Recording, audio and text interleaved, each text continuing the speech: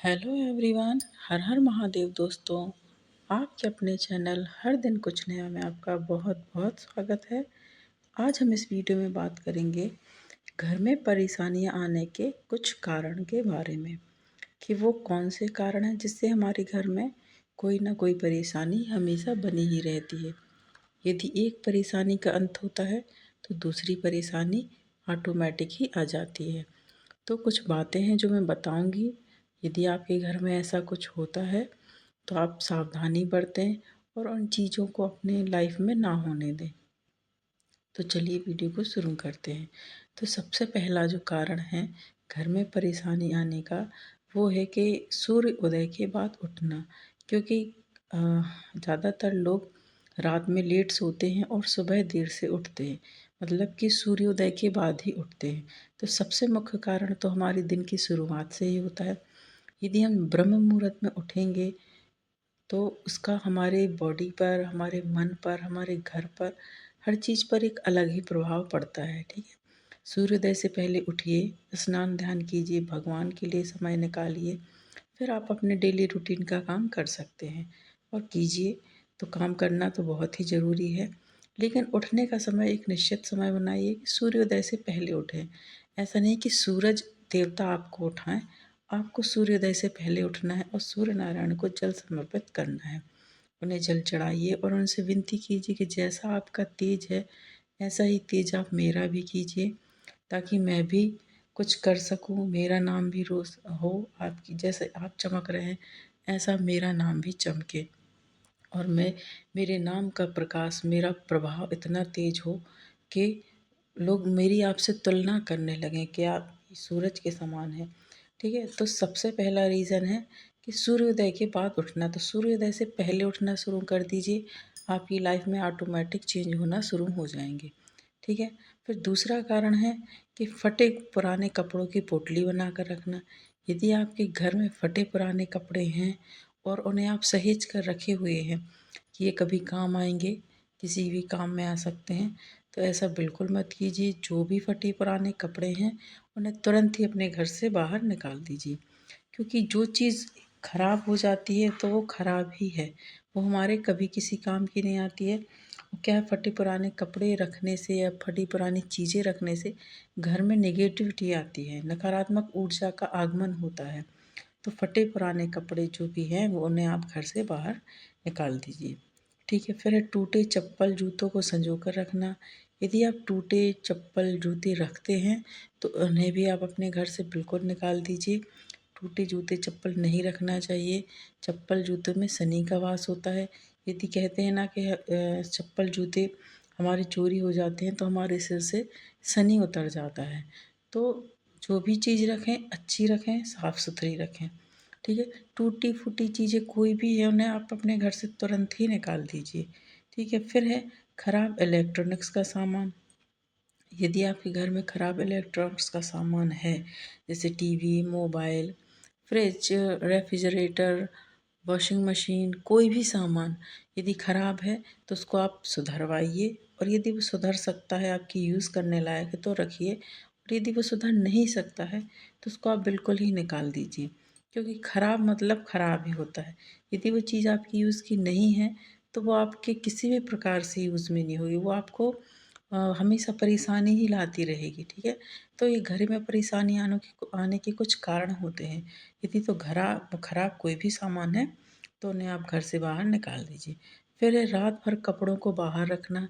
यदि आप रात में कपड़े सुखाते हैं, बाहर रखते हैं, डालते हैं, तो ऐसा बिल्कुल मत कीजिए, क्योंकि रात में नेगेटिव एनर्जी जो होती है वो घूमती रहती है, नकारात्मक ऊर्जा होती है। तो यदि रात में हम कपड़े डालेंगे तो वो हमारे कपड़ों में प्रवेश कर जाएगी, और फिर वो कपड़े यदि हम पहनेंगे तो वो हमारे अंदर भी आएगी। तो रात में कपड़े बिल्कुल ना धोएं, और यदि धोते हैं तो उन्हें आप अपने अंदर, घर के अंदर ही सूखने डालें, बाहर ना डालें। ठीक है। फिर आटा रात भर गूँथ कर रखना, पिंड बना कर रखना। यदि आप आटा रात में गूँथते हैं, खाना बनाते समय शाम को आपने खाना बनाया और बच गया तो उसको आपने पिंड बना के गोल गोल करके रख दिया फ्रिज में या कहीं भी, तो ऐसा नहीं करना है। यदि 2-4 रोटी का आटा बचता है तो आप वो रोटियां बना लीजिए, सुबह गऊ माता को खिला दीजिए, कुत्तों को खिला दीजिए, किसी को भी खिला दीजिए, लेकिन आटा गूँथ कर ना रखें, ठीक है। फिर है घर के सामान पर धूल मिट्टी चढ़ना। यदि घर में कोई सामान है उस पर डस्ट आ जाती है, या तो सामान कम रखें, जितनी आप साफ सफाई कर सकते हैं, जितना आप अपना घर मेंटेन कर सकते हैं उतना ही सामान रखें। अदरवाइज़ उनकी साफ़ सफाई का विशेष ध्यान रखें। आप सप्ताह में 1 दिन अपने घर को दीजिए, उन सामान को डस्टिंग साफ कस कर कीजिए, साफ़ सफाई का विशेष ध्यान दीजिए, ठीक है। फिर है दरवाजे खिड़कियों से चरमराहट की आवाज़ आना। यदि आपके घर में दरवाजे खिड़कियों से ची ची की आवाज़ आती है, चरचराहट की आवाज़ आती है, तो उसके लिए आप अपने दरवाजे खिड़कियों पर ऑयल कीजिए, ऑयल डालिए, ताकि उनकी आवाज़ आना बंद हो जाए, क्योंकि ये आवाज़ आना भी एक नकारात्मक ऊर्जा का आगमन कराता है। जैसे हम सभी ने देखा है टीवी मोबाइल वगैरह में कि जो भूतिया घर होते हैं, बहुत पुराने घर होते हैं, उनके दरवाजे खिड़कियाँ जब खुलते हैं तो एक चरचराहट चरमराहट की आवाज़ आती है। तो वो वहीं आती है जहाँ भूतों का निवास होता है, ठीक है। तो यदि आपके घर में ऐसा होता है, आपके दरवाजे, आपकी खिड़कियों से कोई भी ऐसी आवाज़ आती है, तो अपने गेट को, दरवाज़ों पे ऑयल डालिए, उनकी ग्रीसिंग कीजिए, ताकि उनसे आवाज़ आना बंद हो जाए, ठीक है। फिर है हमेशा नेगेटिव सोच रखना। यदि आप नेगेटिव सोच रखेंगे, यदि कितना भी अच्छा काम है, फिर भी आपके माइंड में यदि एक बात आती है कि ऐसा नहीं हो सकता है, मैं ऐसा नहीं कर सकता हूँ, मैं ऐसा नहीं कर सकती हूँ, या कुछ भी, तो आप नेगेटिव सोचेंगे तो आपके साथ नेगेटिव ही होगा। क्योंकि कहते हैं ना, जाकी रही भावना जैसी, जैसा आप सोचेंगे वैसा ही आप पाएंगे। आप पॉजिटिव सोचेंगे तो पॉजिटिव होगा आपके साथ, और आप नेगेटिव सोचेंगे तो आपके साथ नेगेटिव होगा, ठीक है। और एक और रीज़न है नल या टंकी से पानी टपकना। यदि आपके घर में नल हैं और उनसे पानी टपकता है, नल लूज़ हो गए हैं, लीक करने लगे हैं कि बूंद बूंद करके पानी गिरता है, तो ये भी एक कारण हो सकता है आपके घर में परेशानी आने का। तो अपने घर के नल ज़रूर सही करवाएं, तुरंत ही ठीक करवाएं, क्योंकि घर में जो नल होते हैं उनसे पानी लीक नहीं होना चाहिए, ठीक है। नल का लीक होना बहुत ख़राब माना जाता है। और लास्ट रीज़न है व्रत पूजा ना करना। यदि आपके घर में कोई भी व्यक्ति पूजा पाठ नहीं करता है, व्रत नहीं करता है, भगवान पर विश्वास नहीं रखता है, या भगवान के समक्ष 2 या 4 मिनट का समय निकाल के नहीं खड़ा होता है, तो ये भी एक कारण हो सकता है आपके घर में परेशानियाँ आने का। क्योंकि 24 घंटे में हम लोग हर चीज़ के लिए समय निकालते हैं। सुबह उठते हैं, उसके बाद योगा एक्सरसाइज करते हैं, अपने घर के काम करते हैं, टीवी देखते हैं, मोबाइल देखते हैं, दोस्तों के लिए, परिवार के लिए, सबके लिए समय निकालते हैं। और यदि हम इन 24 घंटे में भगवान के लिए 10 मिनट का यदि समय नहीं निकाल पा रहे हैं, तो भी ये भी एक कारण है कि आपके घर में परेशानियां आ रही हैं।